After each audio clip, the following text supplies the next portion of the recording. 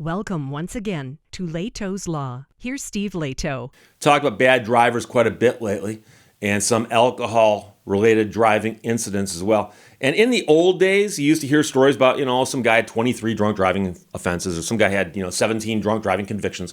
And that's kind of gone away. Many states like Michigan have gotten very, very hard on drunk driving, to the point that in Michigan, on a third offense, you can go to prison. And quite often, people do go to prison.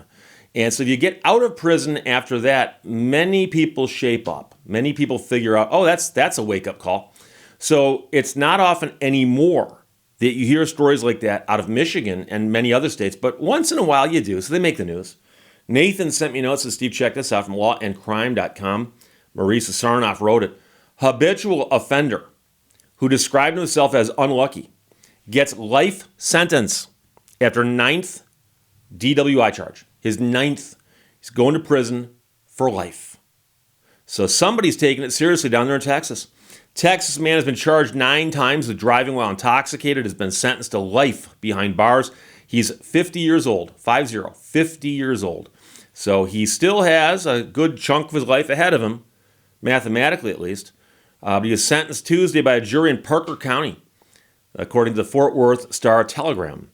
He pleaded guilty to felony driving while intoxicated on Monday and chose to have a jury decide his fate, according to the newspaper. So he could have had a jury decide guilt and innocence and then also decide his fate, but apparently they worked out some kind of arrangement where he said, look, I'll plead guilty to this, but I still want a jury to decide what to do with me. Now, I don't know why you'd go that way, because juries are unpredictable, and also juries might not take kindly to somebody who admits that they were guilty of their 9th DWI. The Parker County District Attorney said that the man was treated as a habitual offender because he'd previously served 4 prison sentences for felony DWI, the Star-Telegram story said. This was his first DWI in Parker County, but he had other convictions in Tarrant, Dallas, Rockwall, and Johnson counties. So he has been a menace on the roadways through the Dallas-Fort Worth area, he said in a statement to the newspaper. The incident that got his life sentence apparently began in August when law enforcement responded to an accident south of Weatherford, around 30 miles west of Fort Worth. The man had run a red light and rear-ended another car. The driver of that car told police that this man appeared to have at least some awareness of potential consequences. He reportedly told the driver, I have to go, I'm going to get in trouble. He then reportedly took off, jumping over a barbed wire fence. So I'm reading between the lines here, but he didn't take off in his car, he took off on foot. Police found him about 30 minutes later hiding in a bush, his jeans ripped and cuts on his body. If you find yourself hiding in the bushes after jumping a barbed wire fence in Texas, you might have problems. Prosecutors said the man was clearly drunk, describing him as belligerent and unable to stand without help. But he could jump a barbed wire fence. At one point, he even tried to headbutt the life care EMT that was trying to treat him, said the assistant district attorney who tried the case, according to the Star-Telegram. He was so drunk and obnoxious that the officers were unable to administer the field sobriety tests they normally perform, but it was clear that he was drunk, so he was arrested. So they then got a blood sample, apparently, and the concentration was 0.26. That's quite high. That's more than, of course, 3 times the state's legal limit, which is 0.08. So the district attorney reportedly said that the man told jurors that he was just very unlucky when it came to his DWIs, but that he didn't believe he had an alcohol problem, and yet he's the one who tried to headbutt an EMT. So I thought his testimony showed a lack of personal insight that was manifested in his lack of concern for others on our roads, said the assistant district attorney. In our case, he was not just intoxicated, he was flat out drunk. With that level of intoxication and his high speed at the time of the accident, we really are lucky that the husband, wife, and daughter in the other car only suffered minor injuries. This could have been much worse. Jurors only took 90 minutes to decide the man should go to prison for life. He may be eligible for parole earlier than the term of his sentence, however. Under Texas law, the man's eligible for parole when his actual time served plus his good time credit totals 15 years. So I think that means that he could be out in under 10, theoretically.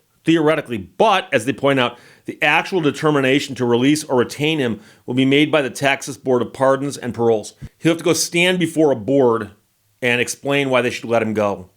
And the board's going to look at him and go, the unlucky guy who tried to headbutt the EMT and was belligerent with the police and jumped a barbed wire fence and ran away after getting in a car accident. And he said in court that he was simply unlucky. And this is one of the things that really baffles me, because it says that he decided to just plead guilty and get rid of the guilt and innocence phase of his trial, move straight to the sentencing, but let a jury decide the sentencing. And then he testifies. And attorneys will tell you, and I know a lot of people go, well, Steve, attorneys just say that. Because No. Attorneys will tell you that most people do not know how well they'll do on a witness stand. I've met people before who are like, oh, I would do really well. I know exactly what to say. I could get in front of a jury and I could tell them something, they'd believe me. Don't forget that you get cross-examined by the other side. So there's going to be a prosecutor in this case cross-examining you. And they know where to poke. They know where the holes are in your story. And they probably also know what questions to ask that'll get you to say something stupid such as, I'm just unlucky. Because I'm just unlucky makes it sound like it's not your fault. And it makes it sound like you don't believe it's your fault. And so if you ask me, and again, I would never advise a client to get on the stand and testify if he's facing life in prison for 9 DWIs. But then again, like I said, I don't handle these anymore. I used to handle first offenses, but never seconds, thirds, eighths, ninths. I wouldn't do that. It's just not what I chose to do with my life. However, if you had to ask yourself, what is a jury going to respond to? Okay, so let's go with these facts. You've been busted for your 9th drunk driving. Your 9th drunk driving. The jury has the power to put you in prison for life or to put you in prison for something less than that. It's your 9th drunk driving. And you've, over your attorney's objection, insisted that you should testify. You're going to testify. And you're going to get in front of that jury and you're going to tell the jury something that'll make them look at you and go, guy doesn't deserve life in prison. Telling the jury that you're unlucky is not the thing to do. A jury does not care when somebody gets up there and says, it wasn't my fault. I pled guilty, but it wasn't my fault. I'm just unlucky. If you ask those jurors, what were you hoping to hear from that man? They probably would have said, I'd like to hear him apologize and explain why it won't happen again. And I mentioned not so long ago in a video where I was talking about somebody who'd been charged with drunk driving, and before they went in for their sentencing, they'd already begun treatment. And that way when they talked to the judge, they could say, Your Honor, before you sentence him, I want to let you know, he's already begun treatment. He's already begun treatment. Like he recognized that he needed treatment before you told him he needed to get it. Everyone knows the judge is probably going to order it, so start now.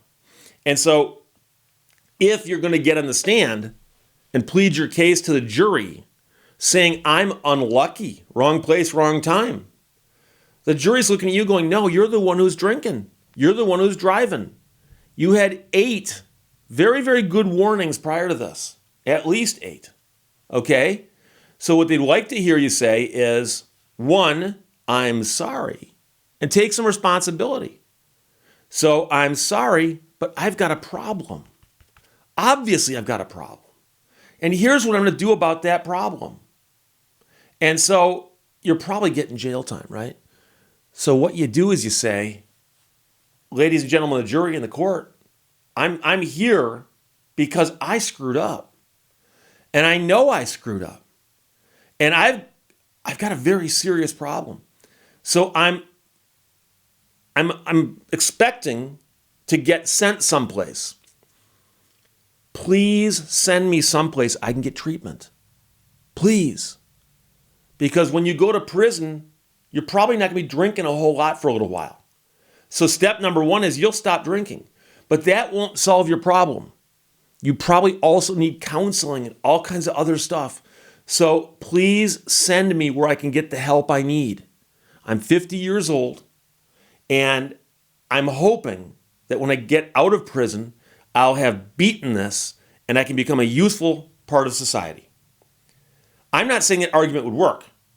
And I'm not saying I'd coach a witness to do that. I'm just simply saying, like, what would I have done if it was me? And it's hard to imagine because I don't drink.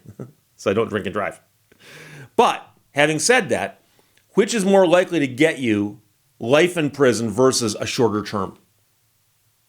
And so simply telling the jury I was unlucky was the second big mistake in recent years of this guy's life. First big mistake, drinking and driving that night where he got busted for his 9th DWI. Mistake number 1. Mistake number 2, testifying on his own behalf and blaming it on luck, that's why he's there. So Nathan, thanks for sending it from lawandcrime.com. Marisa Sarnoff wrote that. Habitual offender who describes himself as unlucky gets a life sentence in Texas after 9th DWI charge. Questions or comments, put them below. Let's talk to you later. Bye-bye. Thank you for watching Lehto's Law. It is not the man who has too little, but the man who craves more that is poor.